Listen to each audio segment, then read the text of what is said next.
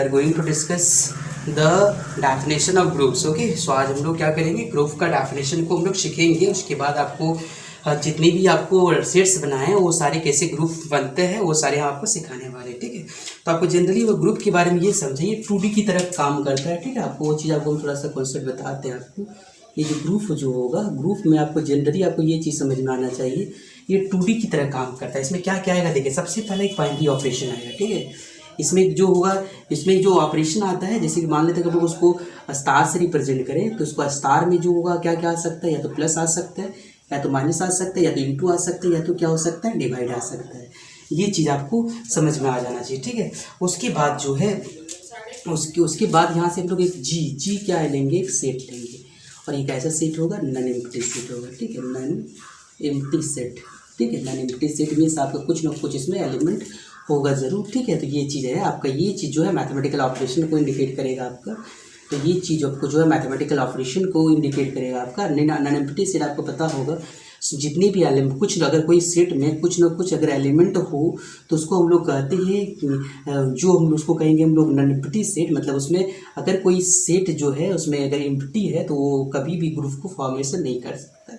ये चीज़ आपको ध्यान में रखना है।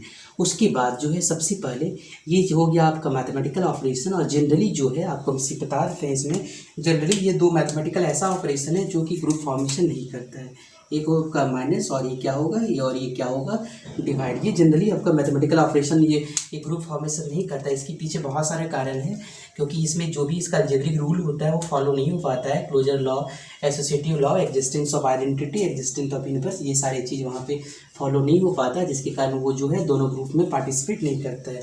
तो आपको यहाँ जनरली जो है देखना है क्या, जनरली जो आपका ये जो स्टार में आने वाला आपका ये क्या आएगा, प्लस आएगा जनरली, और क्या आएगा, ये आपका इंटू आएगा, ठीक है। तो आप ये देखिए, ये सारी सेट, ये जो है आपका सेट, ये जो सेट है आपका, इस सेट को हम लोग क्या कहेंगे, ग्रुप कहेंगे, ठीक है। आप इसमें देखिए सबसे पहले इसको हम लोग ग्रुप कहेंगे, कुछ कंडीशन में होगा, ठीक। इसके लिए कुछ कंडीशन होगा, आपको बता रहे हैं उस चीज़ को। इसको हम लोग कहेंगे ग्रुप जब आपका कुछ कंडीशन फॉलो करेंगे। यहाँ पे जी आपको क्या बताया है, आपका बताइए एक नॉन एम्प्टी सेट है, आपको बता चुके हैं ये नॉन एम्प्टी सेट होगा। और यहाँ पे जो है ये जो सिंबल, ये जो स्टार है, आपका बाइनरी ऑपरेशन होगा। और ये आपका ये क्या क्या हो सकता है बताइए, ये आपका या तो प्लस होगा या तो क्या होगा, ये इंटू होगा, जनरली यही होगा ग्रुप में, ठीक है। ये चीज़ आपकी क्या है, नॉन एम्प्टी सेट है, और यहाँ पे एक मैथमेटिकल ऑपरेशन है। तो आपको यहाँ पे कुछ ना कुछ कंडीशन यहाँ पे फॉलो होगा, तभी हम लोग उसको क्या कहेंगे, ग्रुप कहेंगे। तो आपको हम ये लिख देते हैं इसको लैंग्वेज से, नॉन एम्प्टी सेट, ये जो है ये non empty set and this star is any binding operation on G. ये ऑपरेशन इसमें आपका आएगा, जिसको हम लोग कुछ कंडीशन में इसको हम लोग क्या कहेंगे, ग्रुप कहेंगे। उसको हम लिख देते हैं, इसका डिफाइन आपको, ये आपको टर्म्स आपको समझ में आ जाना चाहिए। यहाँ पे 2D की तरह व्यू आपको समझना है, लेकिन आपका 3D के लिए हम लोग समझेंगे, उसमें दो ऑपरेशन आ जाता है। तो आपको एक चीज़ समझें आप कि कोई भी नॉन एम्प्टी सेट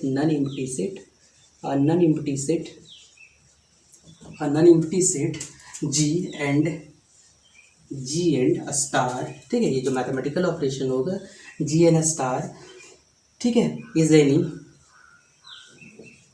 ये जो है इज एनी ऑपरेशन, ये आपका कोई मैथमेटिकल ऑपरेशन होगा इसकी जगह में, इन एनी ऑपरेशन, ठीक है, any operation on ji.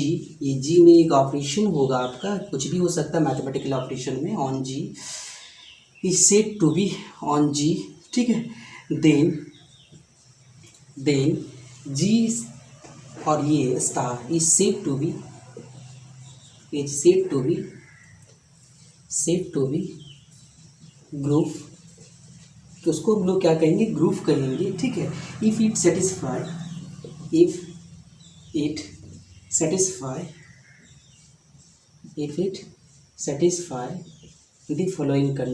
The following condition, ठीक है। कुछ इसमें कंडीशन फॉलो होना चाहिए, तभी इसको हम लोग क्या कहेंगे, ग्रुप बोलेंगे, ठीक है, कंडीशन, ठीक है। ये चीज़ आपको पहला आपको ये समझ में रखना पड़ेगा। सबसे पहला जो है इसमें क्या होगा, G1, ठीक है। G1 मतलब यहाँ पे आपको फॉलो करना पड़ेगा ये क्लोजर प्रॉपर्टी, ठीक है। G1 में क्या आ जाएगा आपका, ये क्लोजर प्रॉपर्टी जाएगा। ये क्लोजर प्रॉपर्टी को फॉलो करना चाहिए। जनरली जो है आपका शायद जो है क्लोजर प्रॉपर्टी में प्लस और इनटू जो है मतलब दोनों क्लोजर प्रॉपर्टी में आता है, तो डोंट वरी, उसके लिए टेंशन नहीं है आपको। तो यहाँ पे जो स्टार होगा, ठीक है, मतलब ये जो ए और बी जो अगर कोई नंबर लेंगे हम लोग, ठीक है, अगर कोई नंबर लेंगे तो मान लीजिए अगर ए डॉट बी जो होगा ये आपका जो है जी से बिलोंग करेगा आपका, ठीक है। और ये यहाँ पे इसका ऑपरेशन देते हैं, यहाँ पे एक मैथमेटिकल ऑपरेशन, ठीक है। तो ये आपका ये चीज़ समझ में आ जाना चाहिए आपको। ए जो और बी के जो मैथमेटिकल ऑपरेशन लेंगे वो हमेशा ग्रुप से बिलोंग करना चाहिए, ठीक है। और यहाँ पे जो है ए भी और दूसरा है फॉर ऑल, यहाँ से ए भी जो होगा जी से बिलोंग करेगा और बी भी जो होगा उस ग्रुप से बिलोंग करेगा, मतलब दोनों एलिमेंट उस ग्रुप में होना चाहिए। ये तो क्लोजर लॉ हो गया। नेक्स्ट नंबर 2 जो है वो G2 है। G2 में आपका क्या आ जाएगा, क्लोजर हो गया, उसके बाद जो है एसोसिएटिव आ जाएगा, ठीक है। एसोसिएटिव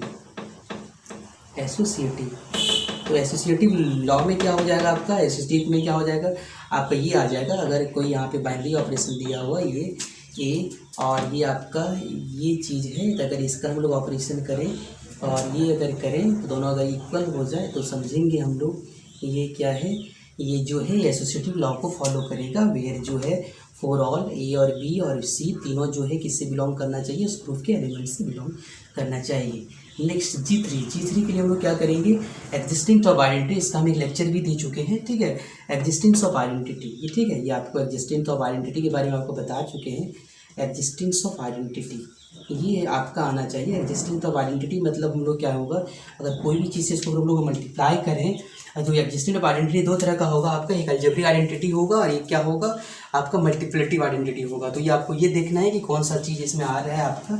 अगर इसमें कोई चीज़ अगर हम लोग मल्टीप्लाई कर लेते हैं यहाँ पे, तो ये सारा चीज़ जो है दोनों चीज़ हम लोग का यहाँ पे सेम आने वाला है, तो हम लोग क्या कहेंगे इसको, एग्जिस्टेंस ऑफ आइडेंटिटी, ठीक है। मतलब ऐसा लिख सकते हैं आप, ठीक है। ये आपका ए ही आने वाला है, ठीक है। ए क्या है यहाँ पे बिलोंग करेगा, किससे बिलोंग करेगा, वो जी से बिलोंग करेगा, ठीक है। तो ये आपका एग्जिस्टेंस ऑफ आइडेंटिटी आएगा। नेक्स्ट हम लोग देखेंगे एग्जिस्टेंस ऑफ इनवर्स, ठीक है, एग्जिस्टेंस ऑफ इनवर्स। और ये होगा next number, existence of inverse करेंगे 4th number. Next that is the 4 है, ये आपका जो है G4 होगा। G4 existence of inverse. So you can see here existence of inverse means आपको पता होना चाहिए यहाँ पे जो भी इनवर्स का रूल जो होगा यहाँ पे जो हम लोग यूज करेंगे, यानी ए इंटू बी जो होगा हमेशा किसका इक्वल होगा, ई का इक्वल होगा। और यहाँ पे ए इंटू बी जो होगा इनवर्स का इक्वल हो जाएगा आपका। और ये जो ए जो बिलोंग करेगा, ठीक है, ए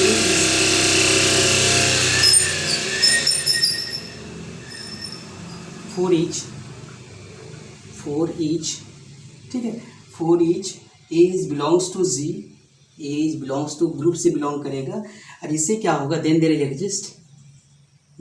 एग्जिस्ट, यहाँ से एग्जिस्ट क्या करेगा, बी एग्जिस्ट करेगा, देन देयर एग्जिस्ट बी, ठीक है, then there exist b such that ऐसा एग्जिस्ट करेगा कि a into b equals to जो होगा वो क्या होगा, ई का इक्वल होगा। और ये इक्वल होगा, और ये हम लोग क्या कहेंगे यहाँ पे, इसको बी को इन्वर्स कहेंगे। यहाँ पे बी जो है बी इज कॉल्ड क्या, बी इज को क्या कहेंगे, इन्वर्स कहेंगे। और इन्वर्स के लिए आपको पता होगा बी इक्वल्स टू यहाँ पे आ जाएगा आपका ए इन्वर्स, ठीक है। तो ये चीज़ आपको थोड़ा सा याद रखें। तो अगर ये चारों अगर रूल फॉलो हो जाए तो समझ जाना है आपको, ये जो होगा ये ग्रुप को फॉर्मेशन करेगा, ठीक है। तो ये तब इस चारों कंडीशन मतलब अगर G1 और G2 और G3 और G4 अगर कंडीशन को होल्ड करे, तो अगर ये कंडीशन को होल्ड करे, ठीक है, अगर ये कंडीशन आपका होल्ड करेगा तो उसको हम लोग क्या कहेंगे, इसको जो है जी स्टार को हम लोग क्या कहेंगे, ग्रुप कहेंगे, ठीक है। अगर ऐसा हुआ तो हम लोग उसको ग्रुप बोलेंगे, अदरवाइज इसको ग्रुप नहीं बोलेंगे। सबसे पहले आपको फिर से हम इसको बता देते हैं। सबसे पहले इसमें जो है अगर कोई जी अगर नॉन एम्प्टी सेट है, और जी अगर नॉन एम्प्टी सेट होने के बाद उसमें एक मैथमेटिकल ऑपरेशन होगा, बाइनरी ऑपरेशन जो स्टार हम लोग लिए हुए हैं, जनरली इसमें जो होगा एडिशन और मल्टीप्लिकेशन आएगा आपका।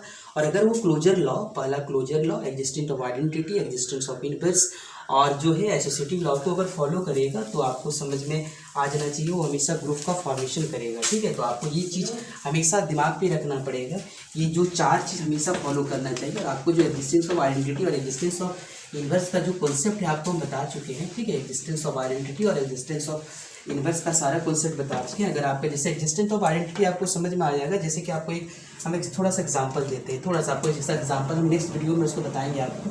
तो सबसे पहले अगर आपको एक चीज़ समझ में ये आ जाना चाहिए, अगर ये चीज़ अगर इसको हम लोग सेट बोलें, इसको हम लोग सेट बोलें, तो सबसे पहले आपको जैसे ये आपका क्या बताया आपको, ये एक सेट है, ये आपका क्या है, मैथमेटिकल ऑपरेशन है, मतलब ये आपका मैथमेटिकल ऑपरेशन होगा आपका, ठीक है, ये आपका मैथमेटिकल ऑपरेशन होगा। और इसमें जो से ये मैथमेटिकल ऑपरेशन, ये इसमें आपको बोले सबसे पहला होना चाहिए क्लोजर लॉ, ठीक है, उसके बाद होना चाहिए एसोसिएटिव लॉ, उसके बाद जो होना चाहिए एग्जिस्टेंस ऑफ आइडेंटिटी, और नेक्स्ट होना चाहिए एग्जिस्टेंस ऑफ इन्वर्स, ठीक है, एग्जिस्टेंस ऑफ इन्वर्स। तो आपको हम जो है ये इस चीज़ को हम लोग बोलेंगे, अगर तीनों रूल अगर फॉलो करता है तो इसको हम लोग कहेंगे क्या, ये जो है ग्रुप फॉर्मेशन करेगा।